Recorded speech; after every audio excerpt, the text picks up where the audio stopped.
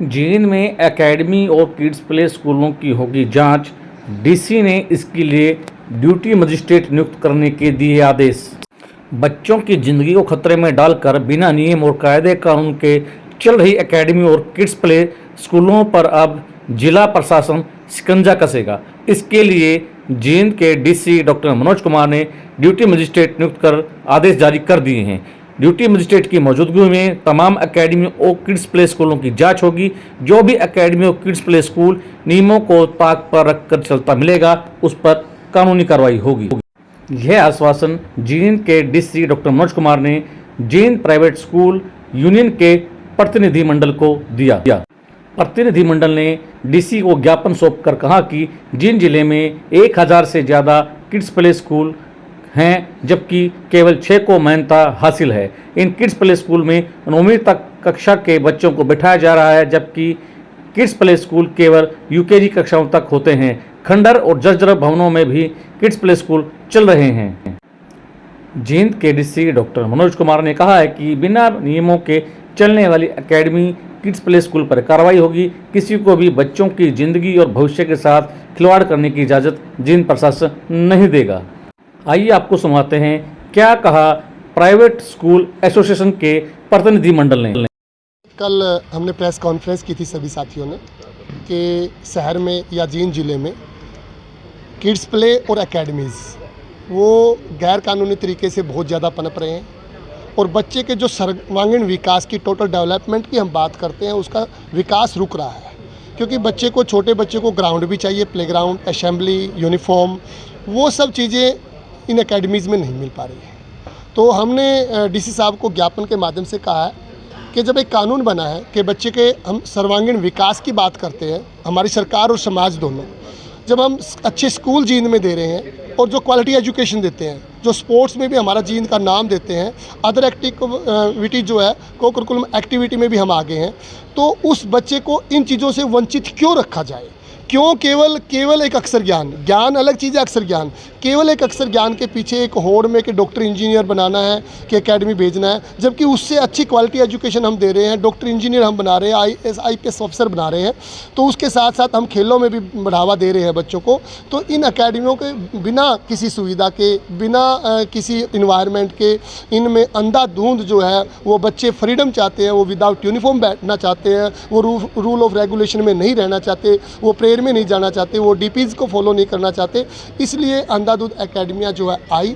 तो हम इस एकेडमियों वाले साथियों से भी ये कहना चाहते हैं आपके माध्यम से कि भाई ट्यूशन की ज़रूरत पड़ सकती है बच्चे को। चलो कोई कमज़ोर बच्चा है या कोई बच्चा आगे बढ़ना चाहता है कि 2 बजे के बाद आप उन बच्चों को, वो भी उनकी मात्रा निश्चित की जाए, बच्चों के बैठने की व्यवस्था की जाए, प्रॉपर हो, कि ताकि स्कूल में बच्चा गेम भी करके आ चुका है, टोटल एक्टिविटी बच्चे ने कर लिया है, उसके बाद अगर आपने किसी बच्चे ने ट्यूशन की ज़रूरत है तो एकेडमी वाले साथियों से भी हमारा अनुरोध है कि 2 बजे के बाद उनको आप शिक्षा दे सकते हैं, नो प्रॉब्लम। और किड्स वाले साथियों से भी हमारा अनुरोध है कि आपकी संख्या के अनुसार, आपकी जगह के अनुसार आप नर्सरी टू UKG ओनली, क्योंकि किड्स UKG आता है, स्कूल में आ जाता है फर्स्ट क्लास में, तो वो जो UKG से ऊपर जो उन्होंने बच्चे बिठाए हैं वो भी स्कूलों में कहीं जहाँ उनका इन्रोलमेंट है वहीं भेजने का काम करें।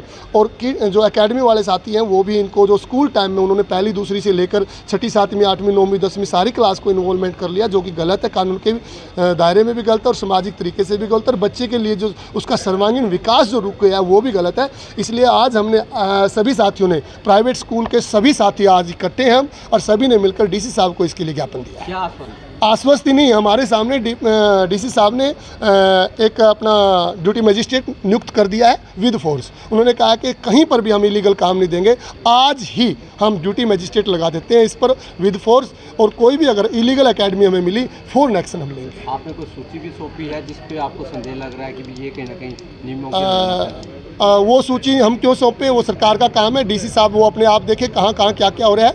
हमने उनको अवगत करा दिया है कि बहुत ज़्यादा मात्रा में और बच्चों के सर्वांगीण विकास को रोका जा रहा है। वो डीसी साहब ज़िले के मालिक है, वो देखेंगे कि उसके ज़िले में कहाँ गलत हो रहा है। इसमें एक सेफ्टी कंसर्न बहुत, क्योंकि 50 गज के शोरूम में या 70 गज के शोरूम में 3 मंजिला, जब बच्चे टॉप फ्लोर के ऊपर 2.5 फुट की सीढ़ी के ऊपर 70 बच्चे बैठे होंगे, खुदा न खास्ता कोई हादसा हो जाए तो उसका जिम्मेवार कौन होगा?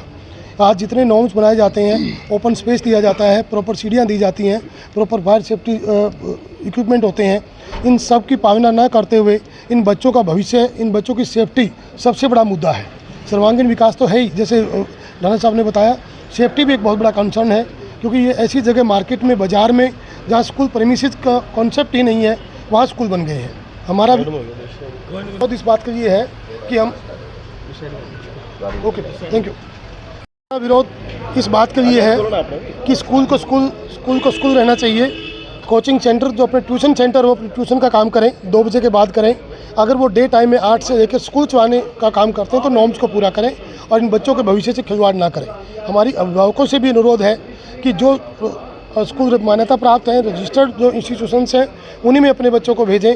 अदरवाइज़ तो कल क्या होगा कि ये बच्चे सड़क पर आ जाएंगे और इनका भविष्य कहीं न कहीं खतरे में पड़ जाएगा।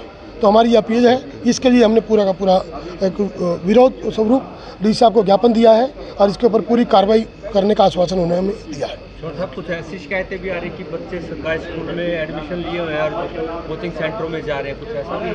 हाँ, देखो, ऐसा हमारे नोटिस में आया है कि बहुत सारे स्कूल जो सरकारी स्कूल बन गए हैं या सरकारी स्कूलों में बच्चे एडजस्ट कर रहे हैं अपनी संख्या बढ़ाने के लिए, या कोई और कम फीस के बाबत में ऐसा किया जा रहा है, तो वो भी हमने डीसी साहब से रिक्वेस्ट की है कि एक बार सर्वे करवाएं और सर्वे में जो एक्चुअल बच्चा जिस स्कूल में एनरोल है वो उसी स्कूल में बैठे, चाहे वो प्राइवेट का है चाहे वो सरकारी का है।